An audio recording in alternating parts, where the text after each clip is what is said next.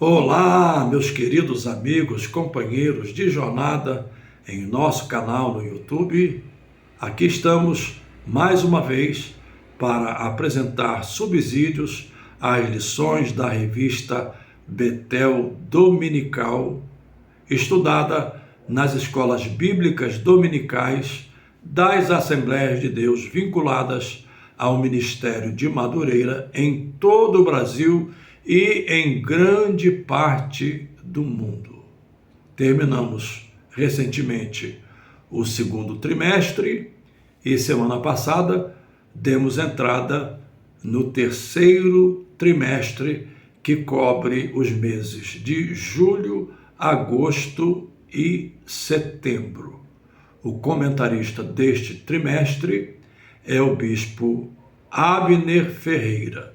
Por sinal, é o meu pastor, o pastor de minha esposa, pastora Débora Couto, na Igreja Mãe, em Madureira, no Rio de Janeiro, e eu me sinto extremamente privilegiado e com uma grande responsabilidade ao trazer aqui esses subsídios para ajudar os nossos professores diante de suas classes. Neste trimestre, estaremos estudando o Evangelho de João. E o tema geral é exatamente este: Jesus Cristo, o Filho de Deus, a verdade que transforma. E esse tema está subdividido em 13 temas específicos para cada domingo até o último domingo do mês de setembro. Aqueles lembretes tradicionais. Primeiro, para você que ainda não é inscrito, inscreva-se no canal e ative o sininho para receber as notificações todas as vezes quando um vídeo for disponibilizado. Segundo, curta, porque cada curtida somada às outras, todas elas ajudam a expandir a presença do vídeo na plataforma e a alcançar outros segmentos cristãos e até mesmo segmentos da Igreja de Madureira em todo o Brasil. Em terceiro lugar, peço também a sua gentileza de comentar. O seu feedback é extremamente importante para que possamos analisar de que forma o nosso conteúdo está sendo recebido. E um último pedido: compartilhe em seus grupos de WhatsApp para que outras pessoas também tenham acesso a este material, a este conteúdo. Semana passada, infelizmente, por motivos alheios à minha vontade, não pude gravar os subsídios para a primeira lição, a lição de número 1, João, o discípulo amado de Cristo. A lição desta semana, que será estudada no próximo domingo, é a lição para a qual eu trago alguns subsídios e, por óbvio, esses subsídios também estarão conectados à lição de número 1. Portanto, lição de número 2, Evangelho do Filho de Deus, a revelação da luz ao mundo. O texto bíblico de referência está baseado em João capítulo 1, do verso 2 ao verso de número 10. E o texto áureo diz: no princípio era o Verbo, e o Verbo estava com Deus, e o Verbo era Deus. É o primeiro verso do capítulo 1 do Evangelho de João. Algumas considerações como subsídio. João era o discípulo mais novo entre os 12 discípulos e, posteriormente, apóstolos de Jesus, à exceção de Judas, que se perdeu. É uma história que todos conhecemos, e em seu lugar foi eleito Matias. Portanto, João era, segundo os eruditos, os que conhecem a história bíblica, a cultura judaica e conseguem estabelecer a cronologia em relação até mesmo aos personagens que fizeram parte desse círculo íntimo de Jesus Cristo, João era o discípulo mais jovem. Ele era também irmão de Tiago e ambos eram filhos de Zebedeu. É um ponto bastante interessante para que possamos ter um contexto do Evangelho de João. Outro ponto interessante é que João também foi o último dos apóstolos de Cristo. Ele morreu um pouco antes do ano 100 depois de Cristo, esteve preso na ilha de Patmos. Foi na ilha de Patmos que ele escreveu o Apocalipse e foi pastor da grande igreja de Éfeso. E nessa cidade, muito provavelmente, ele tenha escrito não só o Evangelho de João, mas também as suas 3 epístolas. Primeira epístola de João, segunda epístola de João e terceira epístola de João. Outro ponto interessante é que quando Jesus estava na cruz e João, o discípulo amado, estava ao pé da cruz, Jesus lhe disse, mostrando Maria, Jesus disse a João: eis aí a sua mãe. E olhando para Maria e mostrando João, disse a ela: eis aí o seu filho. Então presume-se que João levou Maria para viver em sua casa, em Éfeso, onde ela teria passado os seus últimos dias, e a tradição diz que há uma casa em Éfeso. Essa casa foi descoberta no século XIX e a tradição diz que essa teria sido a casa onde Maria morou com João. Mas é meramente uma tradição, no entanto, é um lugar de peregrinação quando cristãos de todo o mundo viajam para conhecer as terras bíblicas. Outro ponto interessante: Policarpo foi discípulo de João e Policarpo é considerado um dos pais da igreja.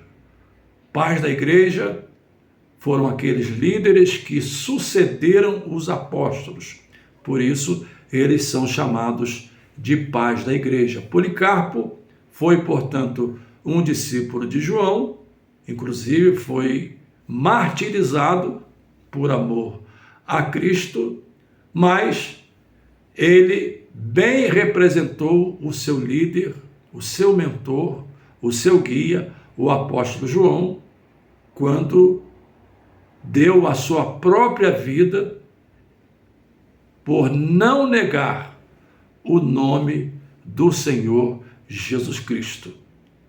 É um fato de suma importância porque na hora da adversidade, quando estamos sob ataque, às vezes para querermos usufruir de outros benefícios, somos tentados a negar a nossa fé. Mas Policarpo tinha uma fé tão bem consolidada num trabalho de mentoreio feito pelo apóstolo João, que ele foi capaz de resistir a todas as tentações que lhe foram oferecidas e morreu martirizado por amor a Cristo. Então, são pontos interessantes como introdução nestas duas lições que estamos trabalhando de forma conectada, lição de número 1, lição de número 2, principalmente o Evangelho do Filho de Deus, a revelação da luz do mundo. Quero também ressaltar que João, embora na sua maturidade fosse uma pessoa já com muitas experiências, com uma vivência profunda, e inclusive ele, numa de suas epístolas, escreve dizendo que ele falava não de coisas que ele simplesmente ouviu de terceiros, mas de coisas que ele presenciou, que ele viu. É um testemunho pessoal acerca da pessoa de Jesus Cristo. E ele chega a dizer: as nossas mãos tocaram na palavra da vida. Portanto, desde o período em que ele foi discípulo e depois galgado ao apostolado, ele foi adquirindo experiências para poder ser um defensor da fé. Um defensor da fé tal qual o apóstolo Paulo escreveu acerca da fé que uma vez foi entregue aos santos. E ele o faz tanto nas 3 epístolas quanto no Evangelho de João. Também convém ressaltar outro dado. Na sua juventude, ele inclusive foi chamado de filho do trovão.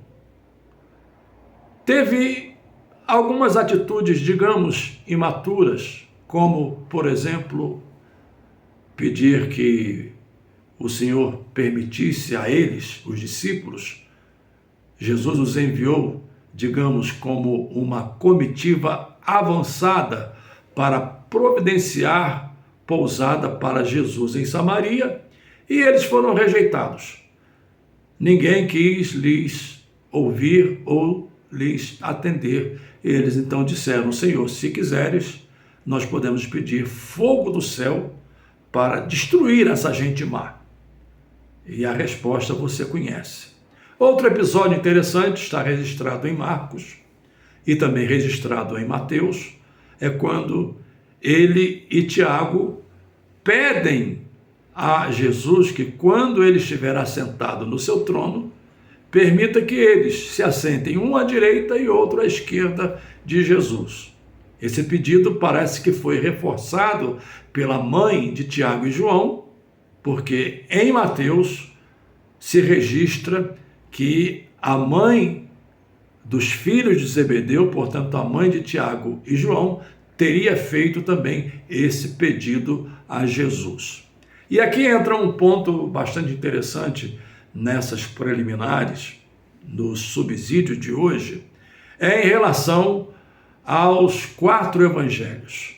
3 deles são chamados de sinóticos.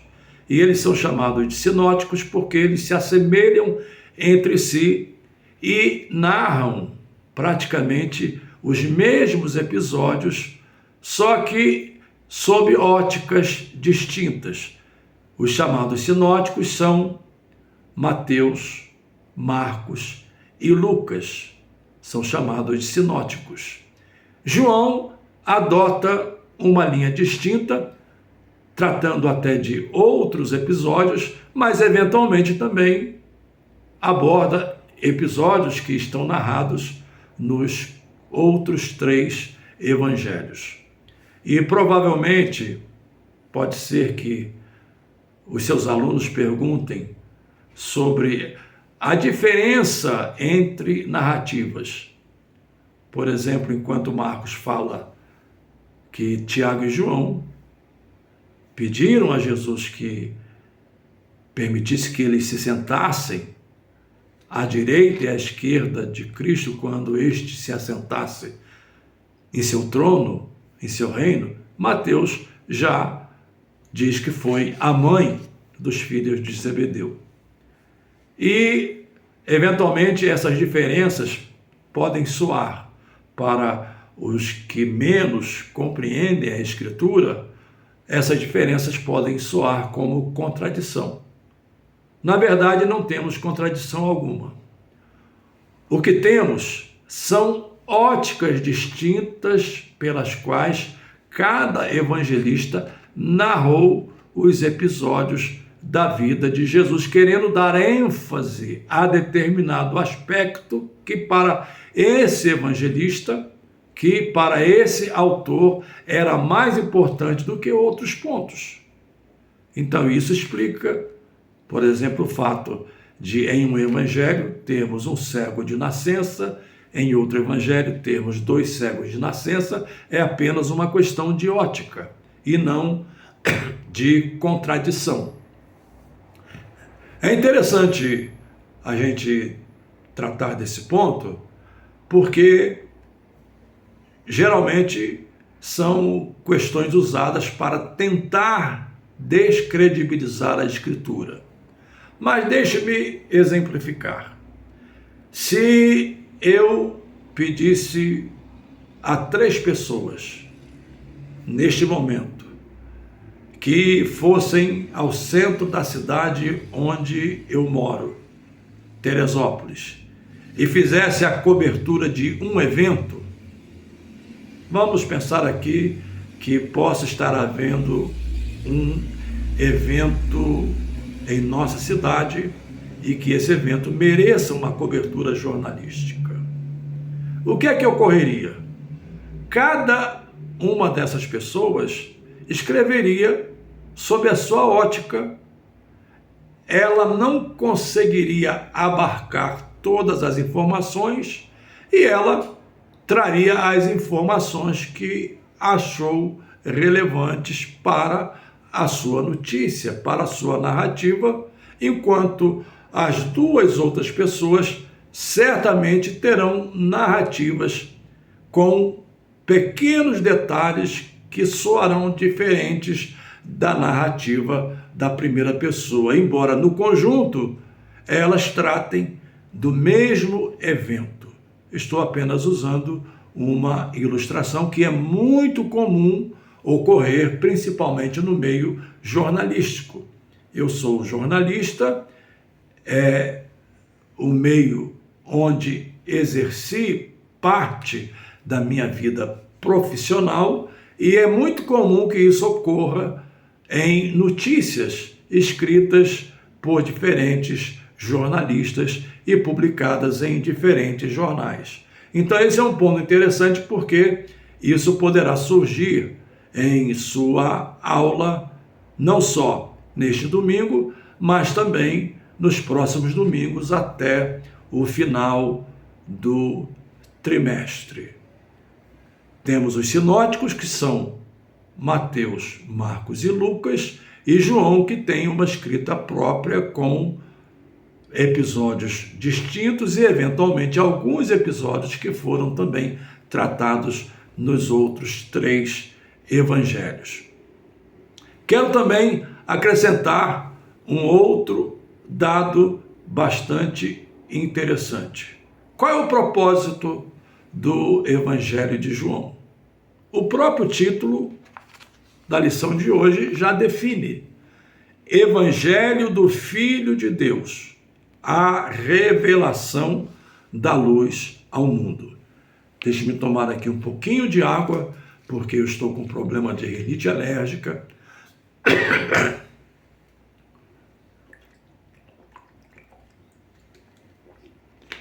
E a garganta não está muito boa. E o nosso subsídio, ele não é tão formal. Ele apela um pouco também para a informalidade. Mas, voltando ao ponto que eu estava considerando, a proposta de João é mostrar Jesus como o Filho de Deus, é realçar o lado divino da pessoa de Jesus Cristo. Essa é a proposta de João. É tanto que ele começa no capítulo 1 e no verso 1, dizendo: no princípio era o Verbo, e o Verbo estava com Deus, e o Verbo era Deus. Nós temos aqui 3 coisas a serem pensadas. Primeiro, mostrando a natureza eterna de Cristo. No princípio era o Verbo. Isso nos leva a Gênesis, no capítulo 1, onde se inicia no verso 1, dizendo: no princípio criou Deus os céus e a terra. Então, o princípio aqui no Evangelho de João alude ao mesmo princípio, ou seja, à eternidade. Quando se diz no princípio era o Verbo, João assimila, João faz uso da linguagem helênica e usa o termo logos, palavra, para aludir a Cristo como o executor da obra criada. Temos 3 premissas que costumamos usar. Primeiro, Deus planejou a criação.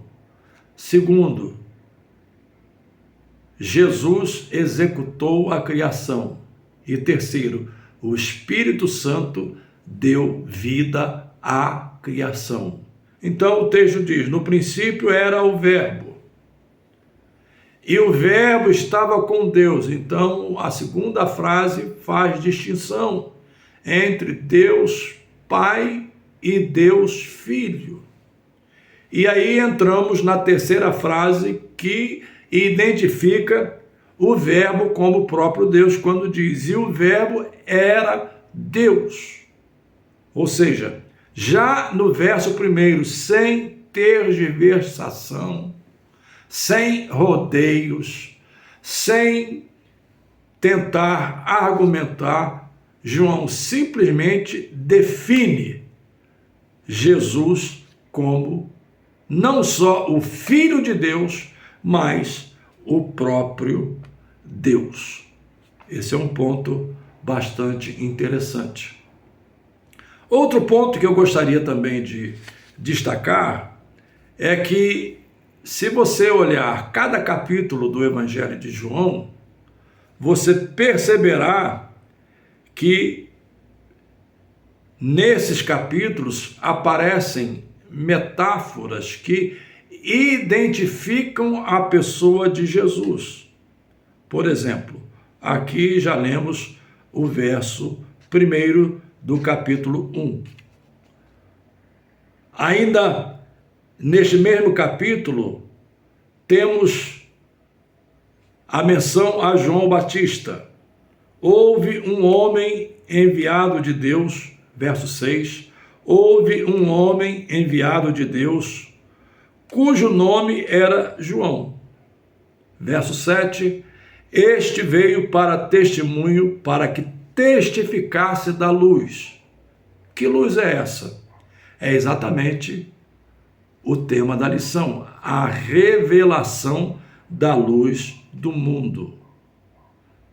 Esse, referindo-se a João Batista, verso 7, veio para testemunho, para que testificasse da luz, para que todos crescem por ele. Verso 8, não era ele a luz, mas veio para que testificasse da luz. Ali estava a luz verdadeira, que alumia a todo mundo que vem ao mundo. Então, nós temos no capítulo 1,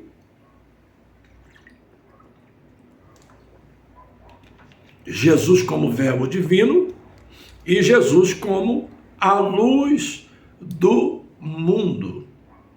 Mas na sequência dos capítulos, encontramos, por exemplo, Jesus como o Cordeiro de Deus, ainda no capítulo 1 e verso de número 29, quando Jesus aproxima-se para ser batizado por João no Rio Jordão, e enquanto João pregava de forma dura para todos, a fim de que se arrependessem, mas quando ele vê Jesus, a sua oratória, a sua mensagem muda de tom, muda de tonalidade.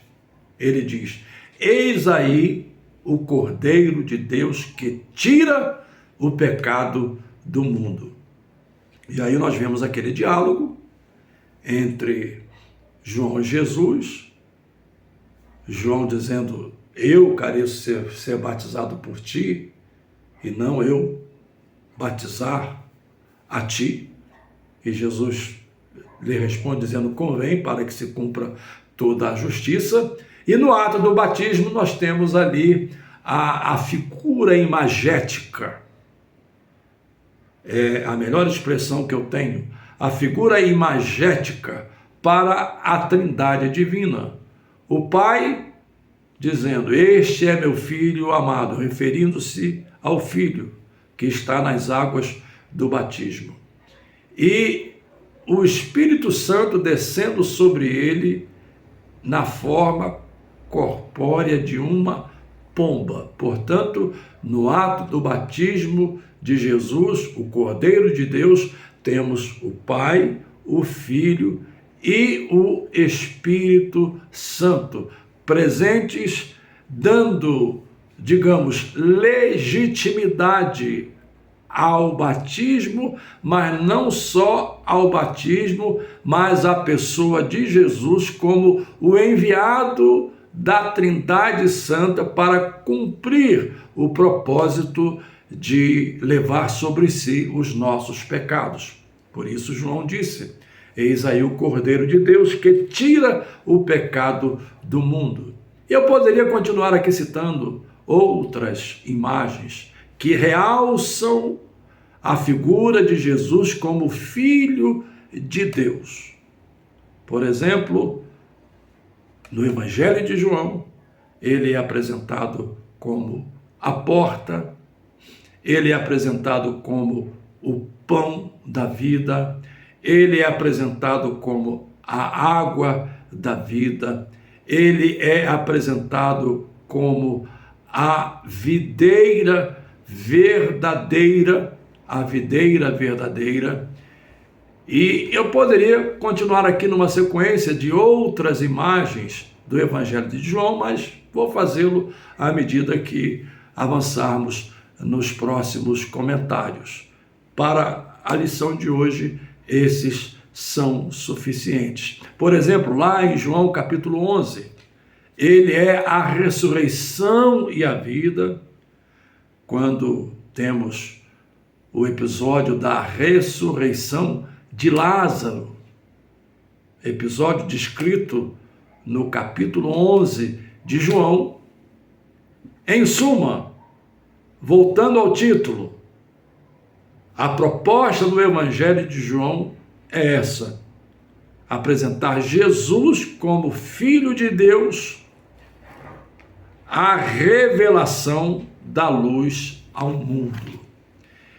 E o versículo-chave, se é que eu posso assim chamá-lo, ele está aqui no último capítulo 21, e ele diz nesse capítulo 21, exatamente, ele enfatiza exatamente esse ponto no verso 24 do capítulo 21, este é o discípulo que testifica dessas coisas e as escreveu, e sabemos que o seu testemunho é verdadeiro. E sabemos que o seu testemunho é verdadeiro. Verso 25. Há, porém, ainda muitas outras coisas que Jesus fez, e se cada uma das quais fosse escrita, cuido que nem ainda o mundo todo poderia conter os livros que se escrevessem. Aqui nós temos uma hipérbole, uma linguagem figurada, uma hipérbole. Ou seja, você usa uma linguagem exagerada para enfatizar uma verdade. Não é que o mundo todo não coubesse se os livros fossem escritos acerca dos milagres de Jesus, mas é para enfatizar que foram muitos milagres e enfatizar uma única verdade, a verdade de Jesus como Filho de Deus. Uma única verdade, a verdade de Jesus como Filho de Deus. E você perguntará, mas linguagem exagerada é mentirosa? Não.